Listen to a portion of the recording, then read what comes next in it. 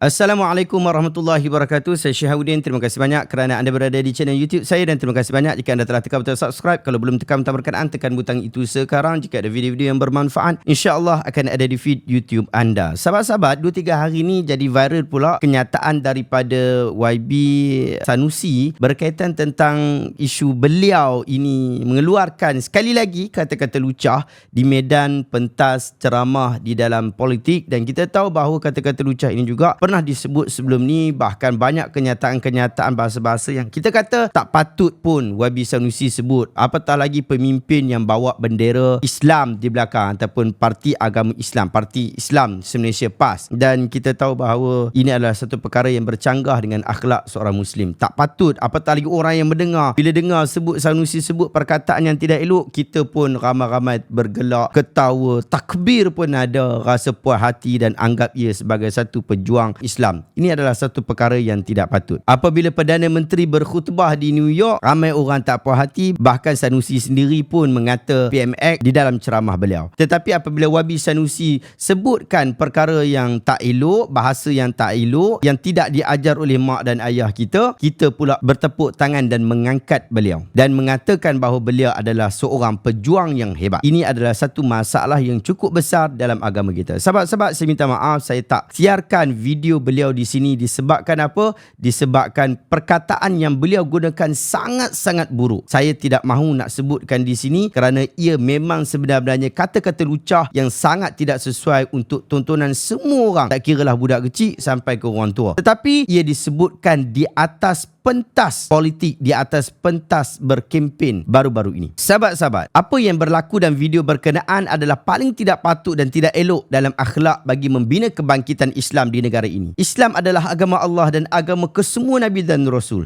Ia bukan milik sendirian berhad sama ada PMX, Howard Lee, malahan Sanusi. Bahkan bukan juga pemilikan tunggal Syihabuddin Ahmad. Islam akan terus menjadi penyelamat sebenar buat manusia. Antara sokongan yang paling penting dalam merealisasikan tentang kebangkitan Islam di tanah Melayu yang kita sering mahu dan kita sering sebut-sebutkan ialah nilai dan juga akhlak. Al-qimah wal akhlak. Nilai dan juga akhlak yang termaktub di dalam jiwa. Lalu ia akan menggerakkan tubuh badan kita dengan sifat akhlak dan juga nilai yang terbaik. Maka nilai dan akhlak itu akan bercakap dengan amal kerja dan perbuatan kita. Lalu terjadilah cita-cita besar yang selalu kita ingin-inginkan. Yang dahulunya ia hanyalah satu angan-angan sahaja. Rasulullah SAW menanamkan akhlak dalam jiwa para sahabat. Lalu terbukalah dunia ini di bawah pemerintahan Islam. Para sahabat adalah teladan yang terbaik di atas muka bumi ini. Kita nak buat sesuatu perkara, nak jadikan orang sebagai contoh, kita kena jadikan para sahabat Nabi sebagai contoh. Nabi ajar mereka dengan kata-kata baginda Nabi SAW yang termaktub sehingga pada hari ini. Innama bu'ithu liutammima makarimal akhlak. Bahawasanya aku ini diutuskan untuk menyempurnakan kemuliaan akhlak. Hadis ini sahih riwayat Imam Malik. Para ulama telah mendefinisikan akhlak dengan maksud majmu'atun minal makarim was sulukiyat al mu'abbar anha. Kumpulan perkara-perkara mulia dan tingkah laku yang diungkapkan. Dengan itu, pembinaan kebangkitan dalam erti kata sebenar mestilah membangkitkan sokongan akhlak yang sebenar. Awak kata awak bawa Islam, maka awak perlu membawa nilai akhlak yang sebenar. Seperti mana yang kita diajarkan oleh Islam daripada kecil sampai kepada tua bangka. Pembinaan kebangkitan atas asas politik semata-mata hanya akan merosakkan dan tidak akan menguatkan apa-apa pun. Ia akan membawa kepada faktor-faktor kemusnahan agama atas pandangan politik. Sahabat-sahabat, kita tak halang orang untuk bebas bercakap, berkempen dan berkata-kata. Han nak berkempen, han nak bercakap, han nak sebarkan kefahaman awak, silakan. Tetapi kita kena sedar bahawa Islam telah memberikan kebebasan akal dan jiwa sebelum kebebasan tubuh badan. Lantas terbitlah kemampuan yang berpotensi dari jiwa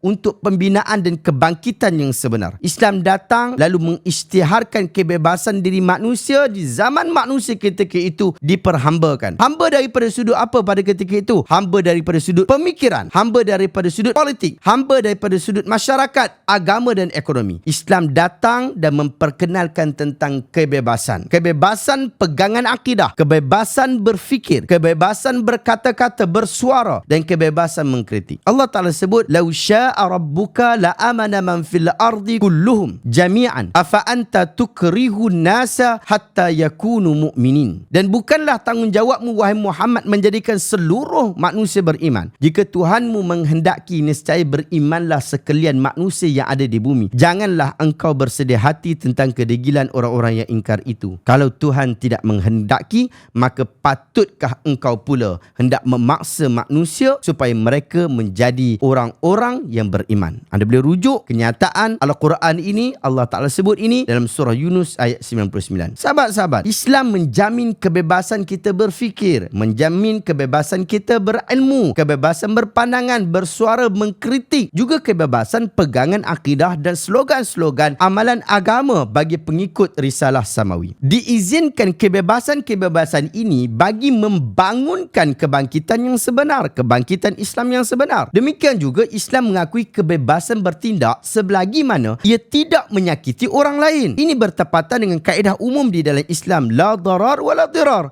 Tidak ada mudarat dan tidak memudaratkan. Justru itu, apa jua kebebasan yang membawa kepada kemudaratan diri sendiri ataupun membawa kemudaratan kepada orang lain adalah dihalang. Terikat dalam kaedah ini bahawa kebebasan anda berakhir apabila bermulanya kebebasan orang lain. Ini bagi memperluaskan keamanan dan memberikan peluang pembinaan kecemerlangan dalam erti kata sebenar. Sahabat-sahabat, berdialog dengan buruk, tidak berdebat dengan gaya terbaik, tidak berpidato dengan bahasa yang mulia akan menyempitkan dada, memecahkan hati-hati serta mensia-siakan tenaga dan usaha. Lebih teruk lagi jika ucapan yang anda sebut itu adalah ucapan yang cukup jijik dan lucah, dianggap sebagai hujah paling kuat untuk mentertawakan pihak lawan. Sahabat-sahabat, apa guna perjuangan kita yang kita laung-laungkan atas nama agama jika kita melakukan sesuatu yang dilarang oleh agama itu sendiri? Atau adakah kita mengambil pemikiran sesat yang mengatakan bahawa an-niyah tubarrirul wasilah,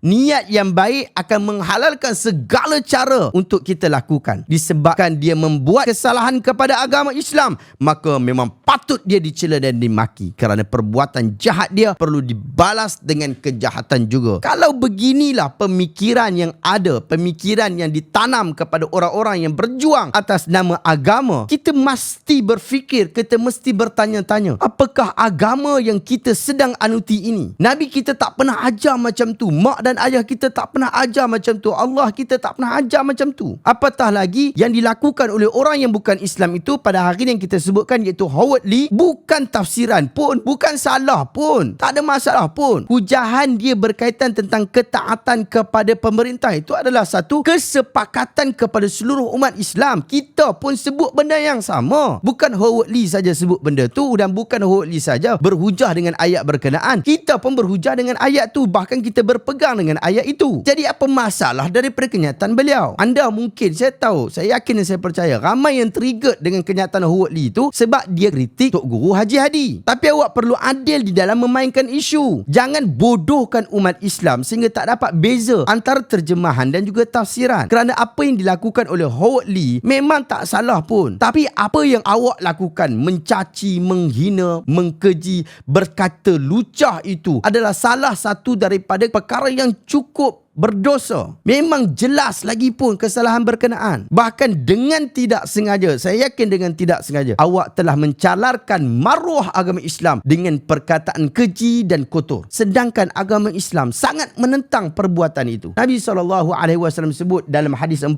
ni, wa man kana yu'minu billahi wal yawmil akhir falyaqul khairan aw liyasmut. Kalau kamu beriman kepada Allah dan hari akhir, maka katalah benda-benda yang baik ataupun diam. Wallahu ta'ala a'lam. Adakah anda dapat satu ilmu yang bermanfaat pada hari ini? Jika anda rasa video hari ini bermanfaat, tekan butang share. Semoga orang lain juga mendapat manfaat yang sama. Dapatkan buku Hadis 40 Imam Nawawi ini, saya letakkan link dekat bahagian description. Nak dapatkan buku Sahih Al-Bukhari yang itu juga boleh dapatkan, kita letakkan link dekat bahagian description. Moga kita ni bukan sekadar kata Islam, bukan sekadar cop nama dekat IC kita Islam, tetapi kita mengamalkan, mempraktikkan dan memahami apa yang dibawa oleh ajaran Nabi kita Muhammad sallallahu alaihi wasallam. Sahabat-sahabat, jumpa lagi dalam video reaction seterusnya. Assalamualaikum warahmatullahi wabarakatuh.